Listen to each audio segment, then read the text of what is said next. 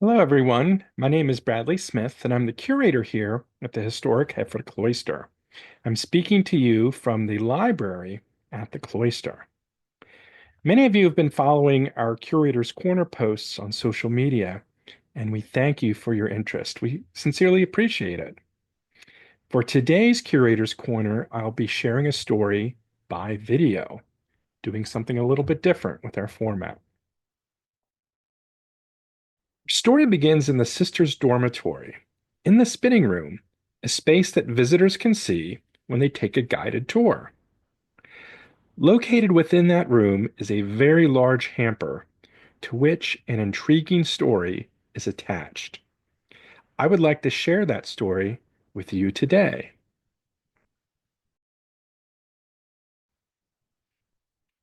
I'd like to pause for a moment and go back in time about 150 years or so to a decade or so after the Civil War.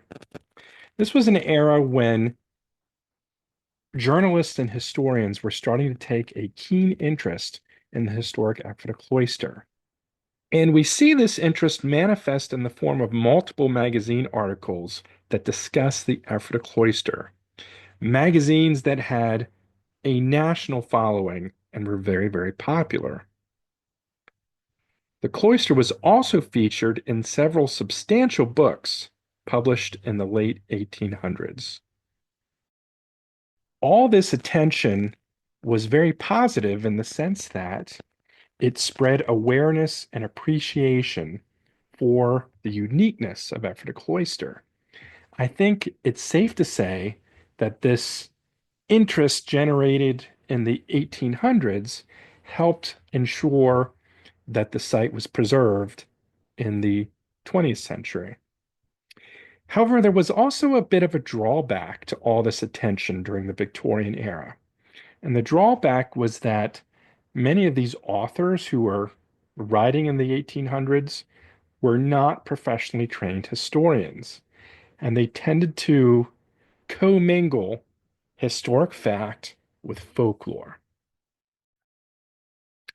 Interestingly enough, the large hamper, which I mentioned earlier, is featured in an article that appeared in the Century magazine in December of 1881.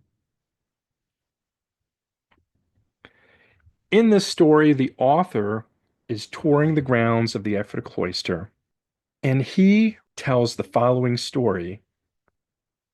The second convent we now came to, designated as Saron or the Sisters' House, is very much like its mate, Bethania, huge, oppressive, and gloomy, sheathed in black shingles and dotted with little square windows.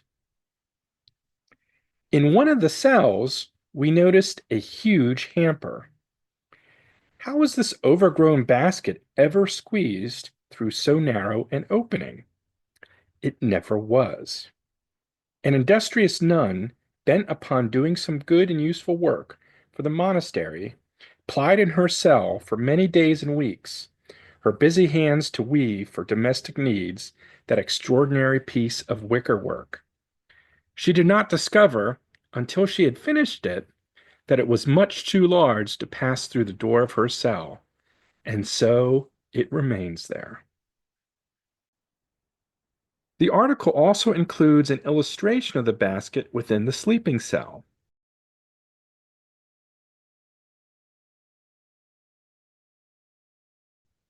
Because the illustration includes several specific features, such as the remains of a ceramic jam stove, we know the exact third floor sleeping cell depicted by the artist.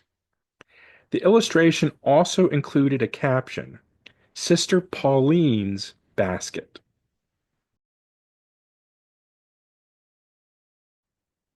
This is a fascinating story, but is it true? Well, given my comments earlier about Victorian era authors and their difficulty separating fact from folklore, I feel like we have to immediately be suspicious.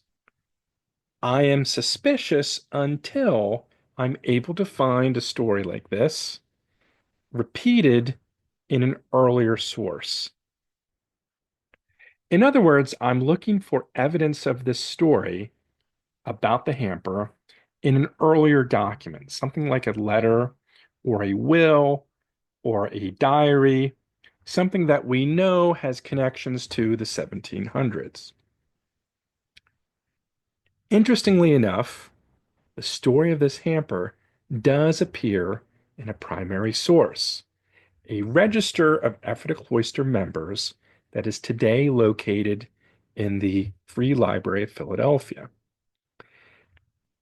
I consider this register a relatively reliable source in one sense, in that it contains lots of detailed information and information that matches other sources.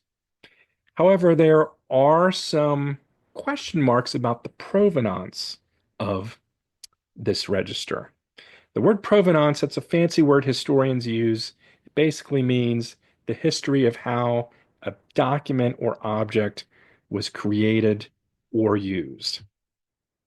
We don't know who created the register or when, only that it was written in German, and at the Ephrata Cloister Library, we have a translation of this register. So I think this is a pretty good source, relatively reliable, but there are some questions about the provenance. Of particular interest in this register is a record of the deaths of each Ephrata Cloister member.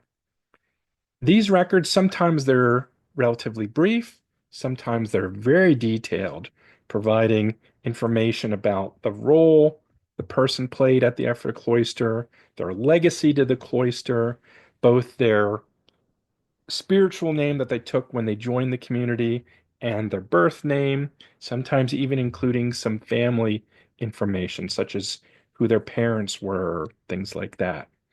So I really find this register a valuable source of information. And I would like to read for you a brief excerpt from the death records. The one I'm going to read is for Brother Theonis. It tells us the following. Brother Theonis died March 5th, 1773.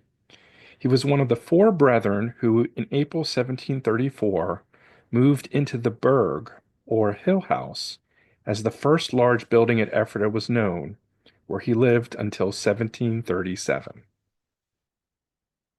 As we continue to read through the register, we find another interesting entry for a sister named Sister Paulina. It tells us the following. Sister Paulina died February 5th, 1799, age 77 years, 5 months. A sister of Johannes Miller, and she is mainly remembered by the huge hamper she wove in her room, which proved too large for the cell door and remains there, a monument to her industry and miscalculations to the present time. So that is the story of Sister Paulina's hamper. With this story in the death register, we have apparently a verification of the story printed in 1881. But is it true? Is this a reliable source of information? Do the facts make sense? Well, I want the story to be true because I think it's a fun story. It's a neat story that I really enjoy.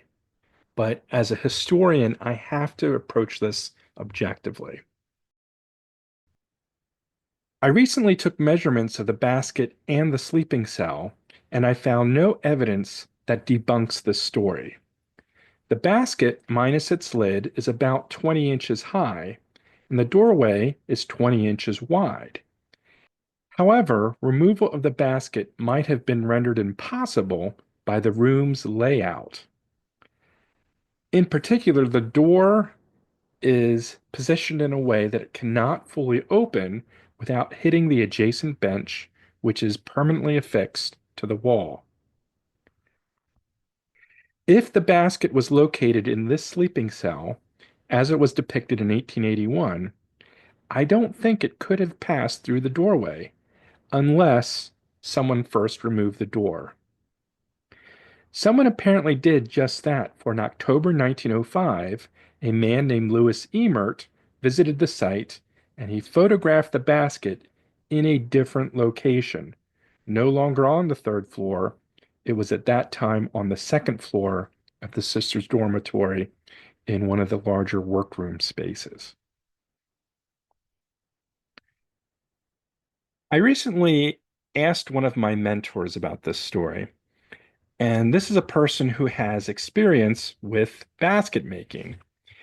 And she questioned the veracity or the accuracy of this story. And she made a good point.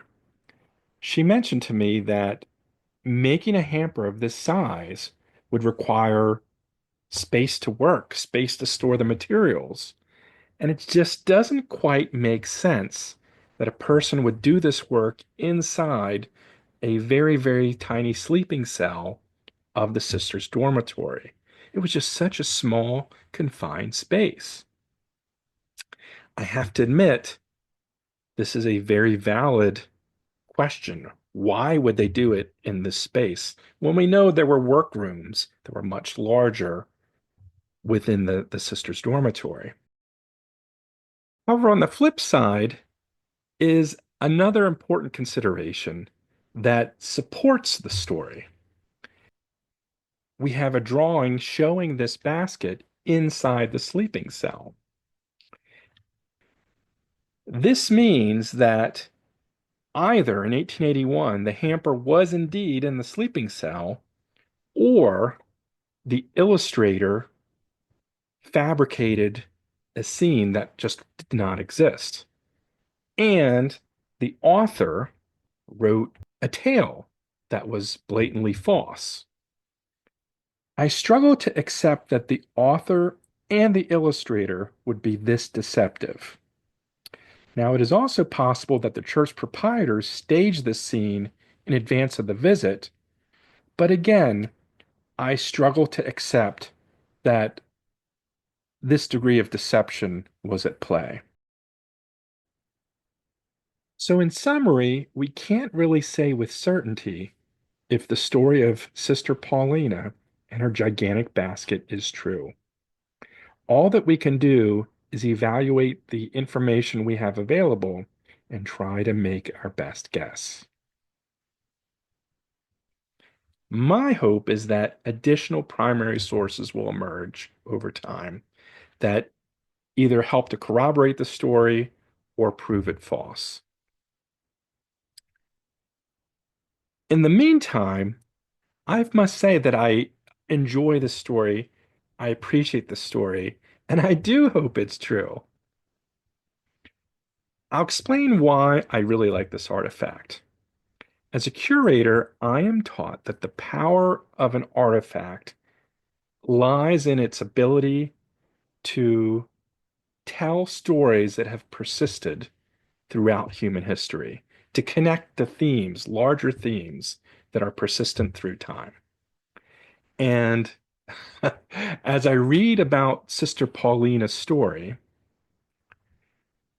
I can I can appreciate a scenario where one has big ambitions, but the ambitions are squelched because of a lack of careful planning, because of an oversight on the part of the person who had those ambitions.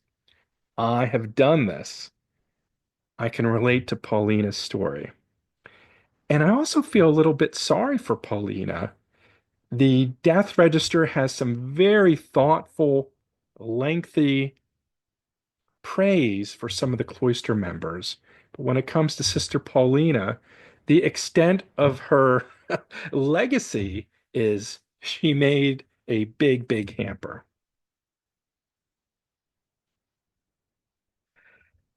I think it's safe to say that all of us have probably had a Sister Paulina experience in our life. So, assuming that it is true, I think this is a story that maybe all of us can relate to. I think Sister Paulina's hamper reminds us that if we are going to engage in an ambitious project, it's a good idea to plan carefully and anticipate hurdles before we come to them, or we could be stuck as well. Those are my thoughts on Sister Paulina's hamper. If you like this video, please give it a thumbs up. It helps the algorithm. Also, tell a friend, share this video with a friend, because that's a great way that collectively we can increase awareness and appreciation for the amazing historic Ephrata Cloister. I thank you all very much for watching, and I hope to see you again soon. Take care.